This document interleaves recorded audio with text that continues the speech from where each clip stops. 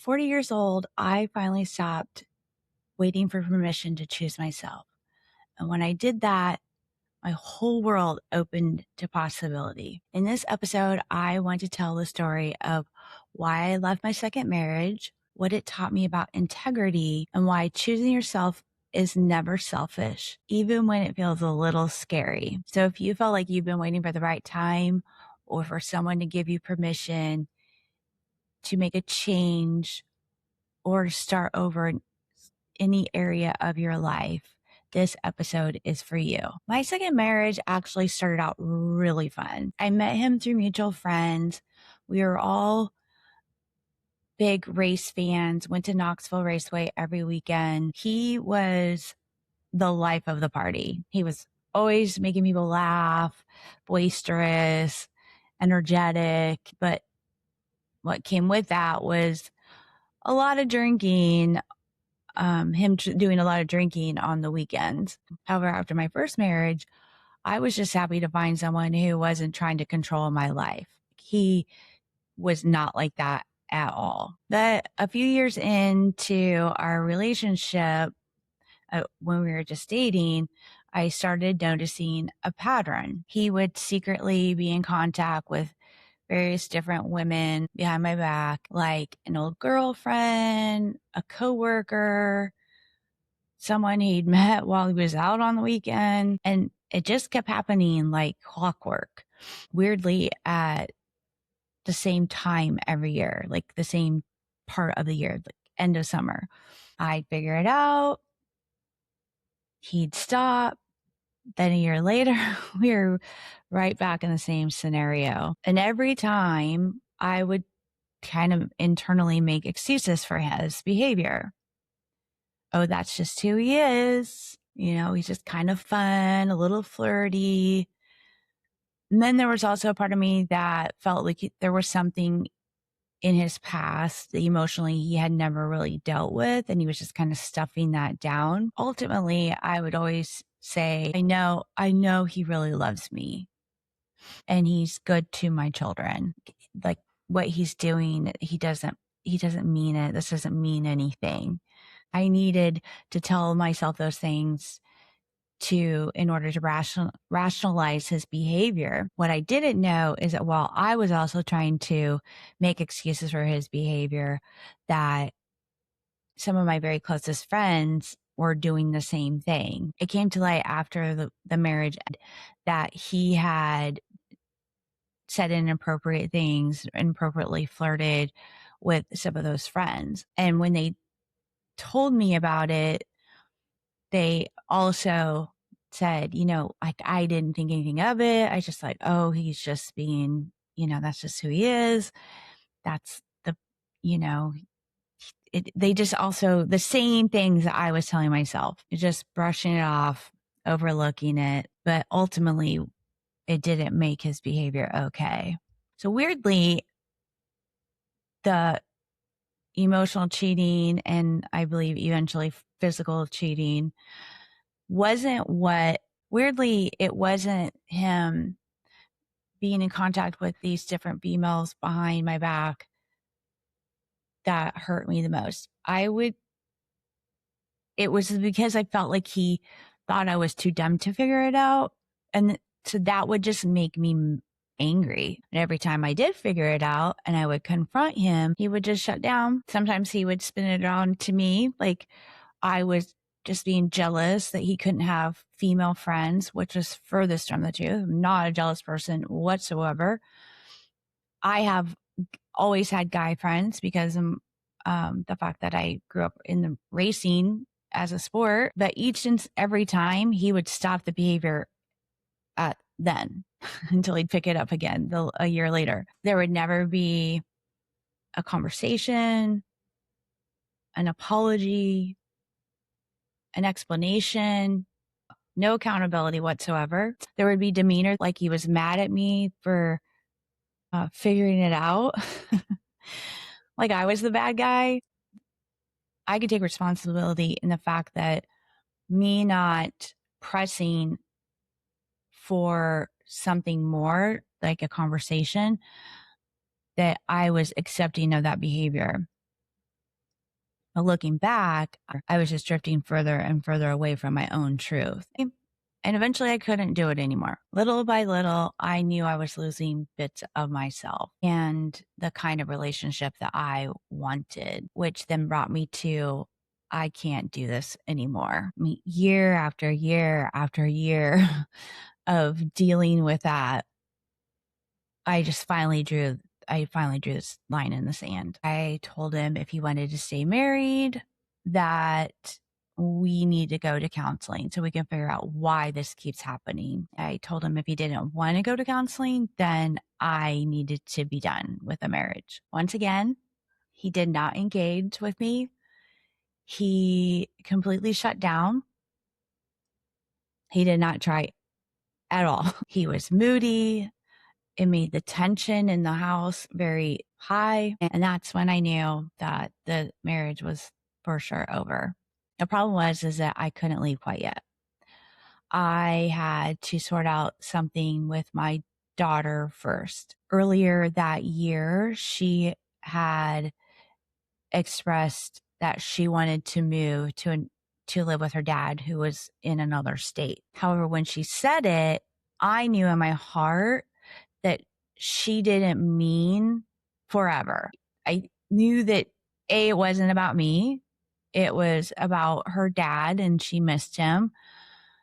She was always a daddy's girl. So she just wanted to spend more time with him. And I felt that basically maybe let's just say a year, and then she would want to come back, especially because she had her brother and he was going to stay in Iowa and they were very close. So I kind of just took a deep breath on that one and just said, okay, we're just going to let this play out because I know that everything will be okay. However, I did get legal advice, and even though I didn't hire an attorney, and I shared that with my daughter about the fact that if a judge were to allow her to move, because now her dad's wants to change the custody agreement versus it just being kind of like a temporary thing, which is what I thought would happen. Now he wants to make it permanent and make a custody change. And I explained that to her, that if a judge let her go, that's it. You're finishing school. She had just entered high school. So she was basically spending the next 4 years there. And she didn't really say anything. But again, it just kind of sorted itself out. Eventually she decided that no, she didn't want to move. So once that was settled, maybe a little actually before that, because now I know my marriage is over. So you also need to be planning that next step. I started to try to figure out the math of, am I going to be able to do it by myself with one paycheck?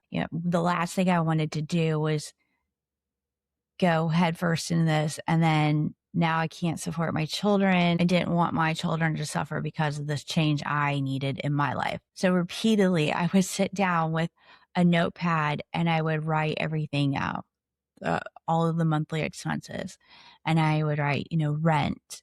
But the funny thing is I really wasn't sure what rent prices were like at the moment, what the market was like. And I also knew that I didn't want an apartment. So a house was probably going to be more, but I would write down the same amount every time. And then I would figure out, okay, this is what electric would cost me, gas, cell phone, all the things. And every time then I would figure out, well, this is what I bring home from my, on my paycheck. And thought, okay, it should be okay. A friend at work who did not live in the town where we worked at the hospital, I had confided in her what was going on and kind of my concern about finding a decent place. I wanted a house. And she ended up being the one that found the house, like driving some side street. She didn't know why she took the side street, sees a for rent sign. Anyway, it was perfect. It was a 3-bedroom house on a corner lot. I could just picture us all being there, me and the kids. So when that happened, and just so happened that the rent for the house turned out to be the exact amount that I would write on the notepad every time. Everything just lined up and fell into place. As I knew for sure that I was going to be able to do this financially. I found a place that was going to give a secure and peaceful living environment for my children. The math gave me the logic that I needed, but the decision really came from somewhere much deeper. So at the end of 2011, I informed my husband that I was leaving, and little more than a week later, the kids and I were moved into the rental house. I took only our personal belongings. The kids got, whatever was in their bedrooms, their furniture, and all the furniture. But I left the main contents of the house, all the furniture there. I only took my personal belongings like clothes and that sort of thing. I was really in the mindset of, I don't want to fight over anything. I just want peace. I want out. I want to start over, a fresh start. I did not want to take anything with me that felt like my old life. I wasn't looking for a win per se to like get back at him. I was just looking to be free. It was such a fresh start that, and the fact that I didn't take any furniture, that I had to sleep on an air mattress for several weeks. I don't remember exactly how long.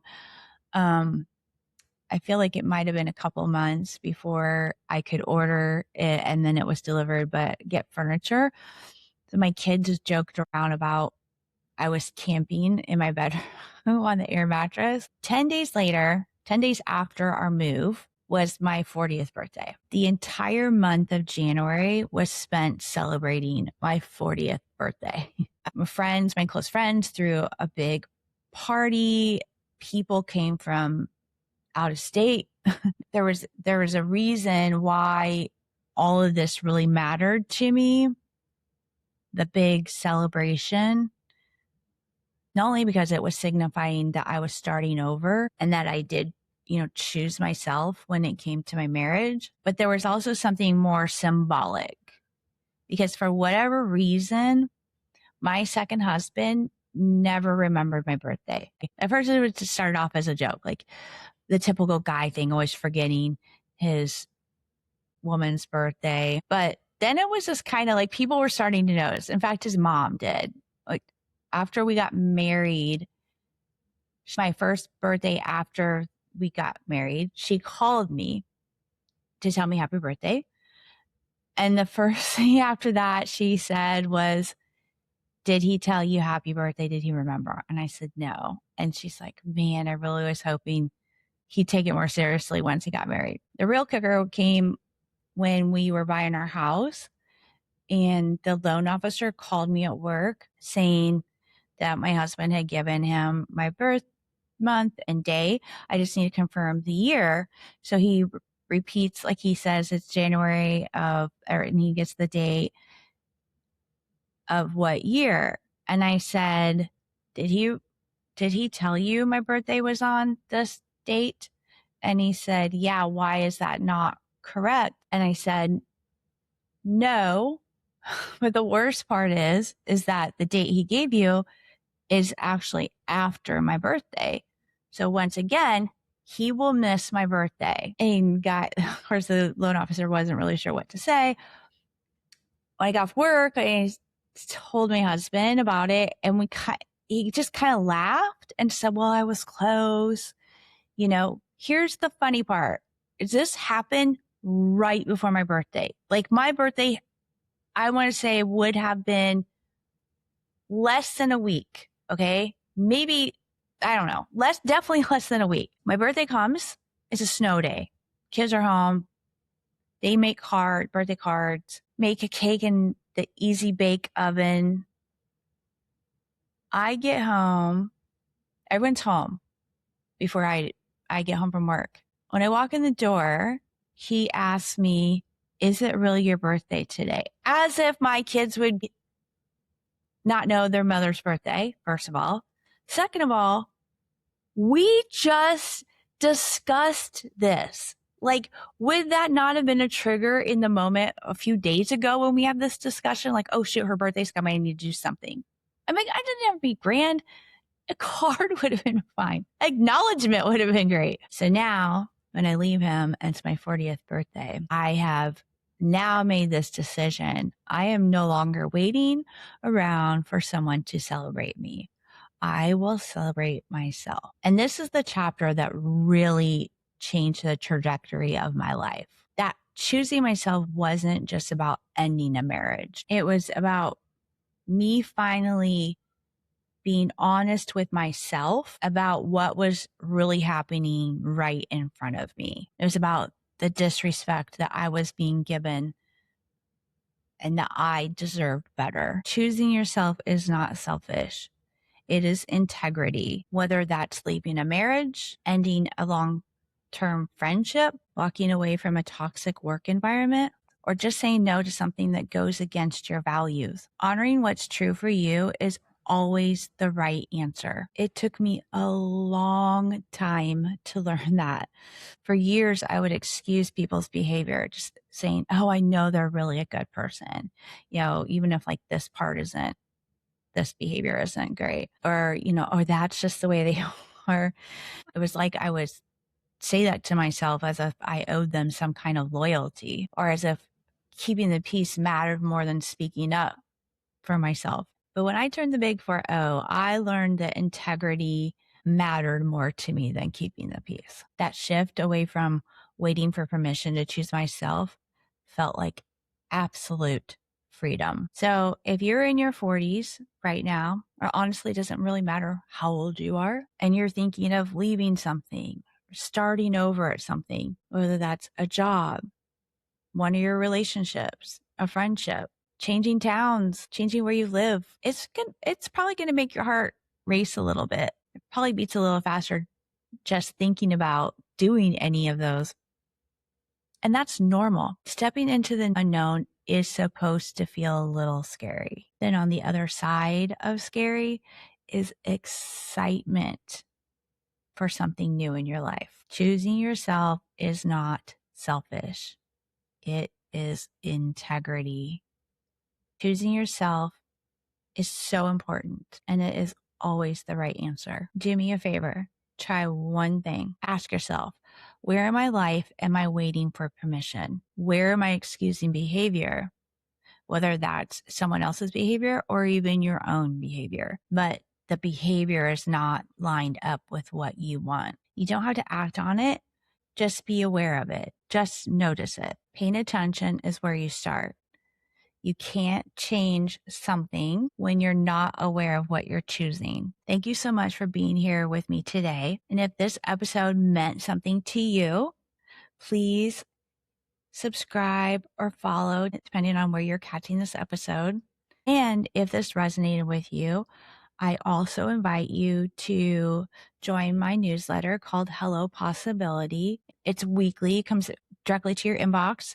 And in the newsletter, I go a little bit deeper on these type of subjects, share a little more of my story. I send that out every Tuesday. And if you are really in a season of wanting to start over somewhere in some aspect of your life, I also have a free visualization guide that will help you picture in your mind what that new life looks like, and helps you kind of get in the mindset of lining up with that. But the links to subscribe to the newsletter or grab the visualization guide will both be in the show notes. And I'll see you next time. Until then, know that you're always in the driver's seat of your own life.